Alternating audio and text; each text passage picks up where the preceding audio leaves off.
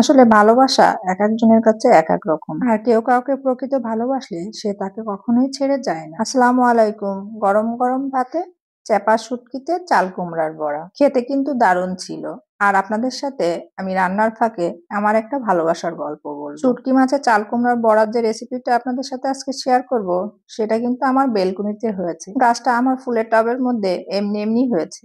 সেখান থেকে আমি কতগুলো পাতা উঠিয়ে নিয়েছি। আমার সাথে আছে বেলকুনিতে আমাদের সবার প্রিয় কিকো। বড়াটা বানানোর জন্য আমি এখানে আতপ চাল নিয়েছি, মসুরির ডাল, কাঁচা মরিচ, রসুন, পেঁয়াজ আর তার সাথে চেপা শুটকি। চাল ও ডালটা আমি কিছু সময়ের জন্য ভিজিয়ে রেখে ভালোভাবে ধুয়ে নিয়েছি। এর ফাঁকে আমি কিন্তু চেপা শুটকিটাও ভালোভাবে ধুয়ে নিয়েছি। বাটাবাটির ফাঁকে আমি আপনাদেরকে আমার ভালোবাসার কথাটা বলি। কিকো কিন্তু এখনো আমার সাথেই আছে। আমি যখন বেলকুনিতে গিয়েছি তখনও ও আমার সাথে ছিল। আমি এখন বাটাবাটি করতেছি, তখনও সে আমার সাথেই ছিল। ও আমার কাজের সময় এভাবেই আমার পাশে থাকে। ওকে আমি খুব ছোটবেলায় আমাদের বাসার নিচ থেকে পেয়েছি। আমি একদম একটু একটু করে দুধ খাইয়ে ওকে বড় করেছি। খুব ছোট ছিল, সবাই ভাবতো ও মনে হয় বাঁচবে না। ওকে আমি একটু একটু করে দুধ খাইয়ে সুস্থ করে বাঁচিয়ে তুলেছি। আমি সবকিছু এর ফাঁকে ভালোভাবে বেটে নিয়েছি। তারপর এর মধ্যে দিয়ে দিয়েছি লবণ, হলুদ আর সরিষার তেল দিয়ে ভালোভাবে মাখিয়ে নিয়েছি। আমি এক্সট্রা কোনো মশলা অ্যাড করব না, কারণ শুটকি মাছের গন্ধটা চলে যাবে বাড়তি মশলা দিলে। পাতাটা আমি ভালোভাবে ধুয়ে পাতার উপরে একটা পাতলা আঁশের মতো থাকে সেটা আমি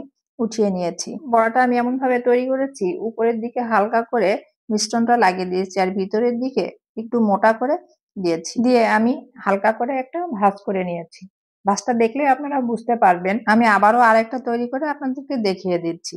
আমি পাতুরিটার উপরে কিছুটা সরিষার তেল দিয়ে একটা করে কাঁচামরিচ দিয়ে দিয়েছি। এটা যেন খুলে না যায় তার জন্য আমি উপর থেকে হালকা করে সুতা দিয়ে পেঁচিয়ে দিয়েছি। আপনারা হয়তো ভাবতে পারেন কিকো আমার সাথে ছিল এই খাবারটা খাওয়ার জন্য। আসলে ও আমাদের কোনো খাবারই খায় না, কোনো খাবারে সে মুখ দেয় না। ও একটা দেশি বিড়াল। ওকে আমি এমন ভাবে ট্রেনিং দিয়েছি যে ও আমাদের কোনো খাবার সামনে থাকলেও মুখ দেয় না, কারণ আমি ওকে প্রসেসিং করা খাবার খাওয়ার। ওর খাবারটা সম্পূর্ণ আলাদা। আমি চুলায় একটা প্যান বসিয়ে সরিষা তেল দিয়ে পাতুরিটা ভেজে নিয়েছি।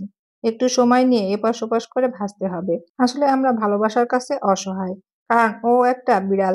তারপরও আমাকে এমন ভাবে আষ্টে পৃষ্ঠে ভালোবাসে, তা আসলে বুঝিয়ে বলা যায় না। আমি এখন ভয়েস দিচ্ছি, তারপরে ও আমার সাথে ঠিক আমার পাশেই বসে আছে। আল্লাহ হাফেজ।